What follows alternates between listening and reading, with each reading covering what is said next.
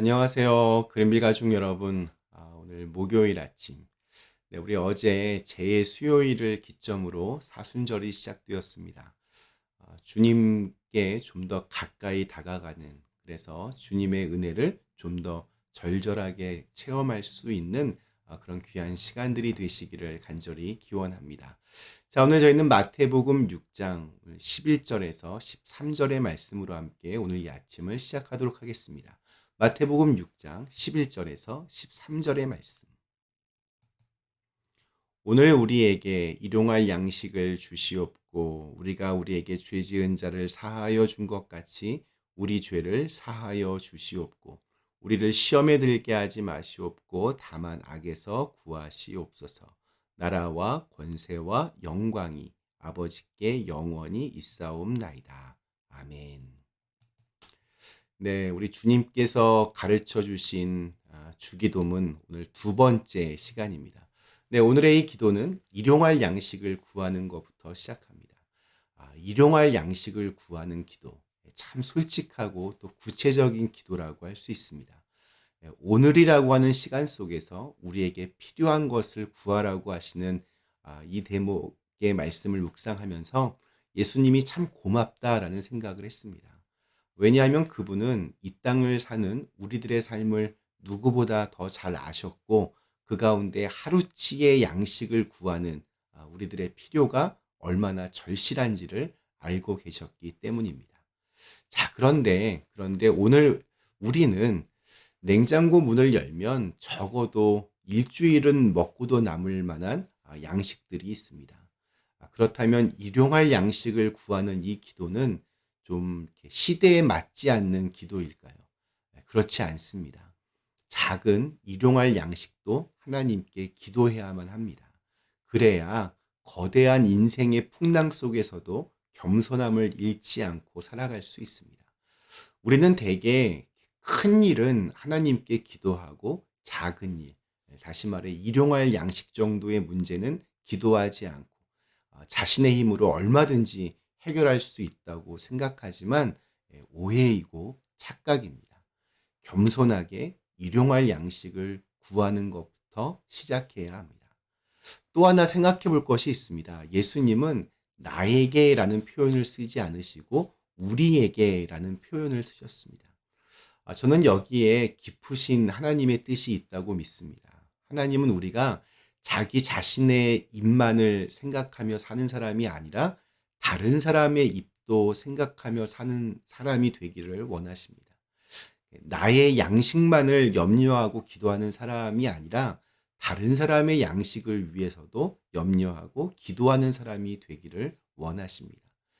다른 사람이야 어찌 되든 상관없이 나만 잘 먹고 잘 사는 것, 그것은 우리 그리스도인의 정신에 맞지 않습니다. 오늘날 사람들은 도무지 만족할 줄을 모릅니다. 감사할 줄 모릅니다. 일용할 양식이 얼마나 귀한 축복인지를 잊고 삽니다. 그래서 불평과 불만이 입에서 한시도 떨어지지 않습니다. 그러나 우리가 기꺼이 우리의 것을 베풀고 나눌 때 세상은 우리를 통해 보다 아름다워질 것입니다. 그것이 하나님께서 우리를 세상에 보내신 이유입니다. 우리가 참으로 그리스도인이 되는 순간일 것입니다.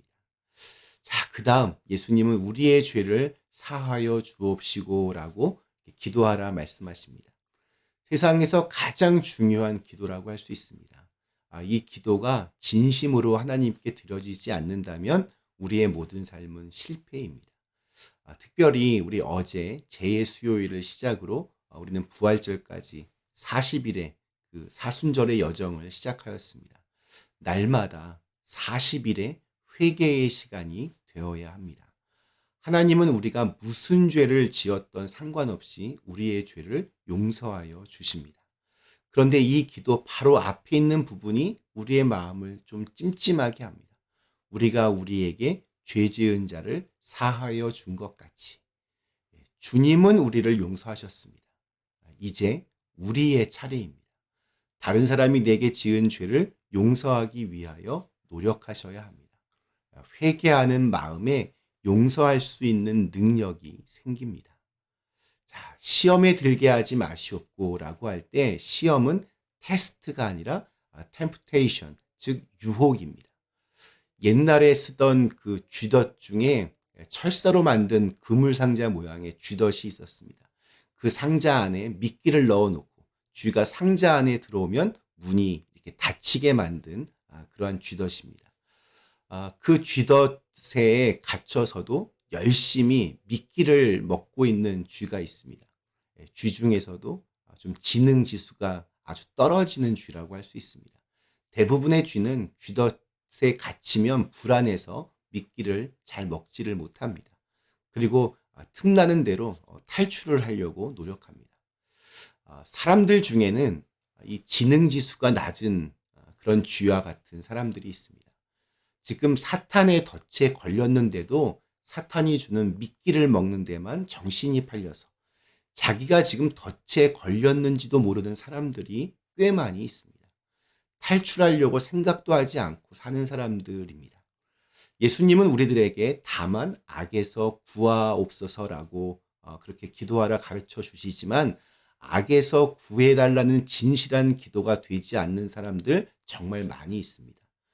악이 악인 줄 모르고 자기가 있는 곳이 악마의 덫인 줄을 모르기 때문입니다. 기도해야 합니다.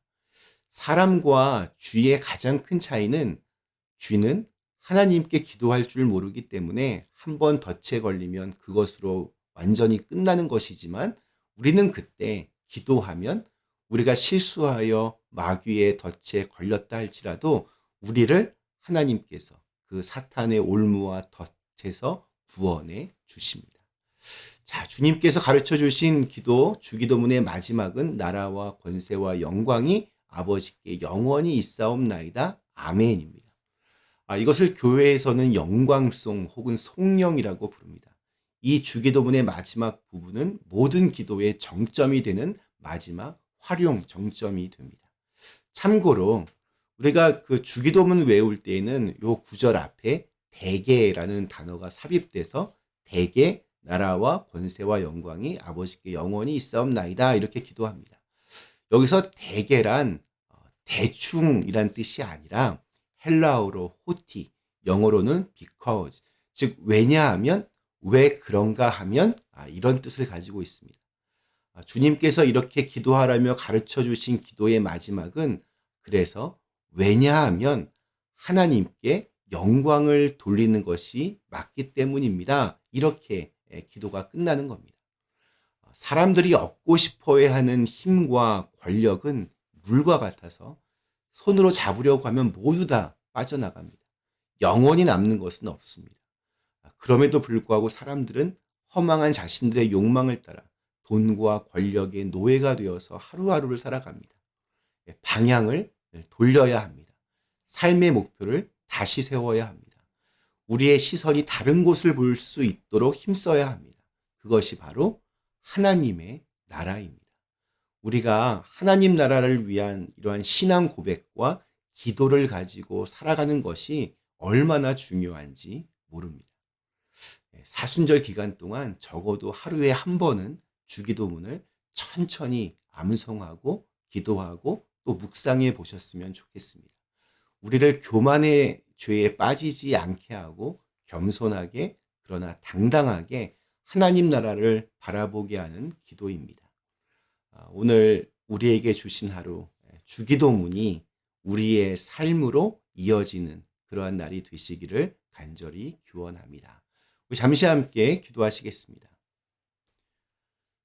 전능하신 하나님, 오늘 함께 주기도문 오늘 두 번째 말씀들을 살펴보았습니다. 주기도문의 이 삶이 정말 우리의 삶이 되게 하여 주시옵소서. 겸손하게 그러나 당당하게 하나님 나라를 살아내는 자녀로서 부끄럽지 않는 기도문이 되게 하여 주시옵소서. 예수님의 이름으로 간절히 기도드리옵나이다. 아멘.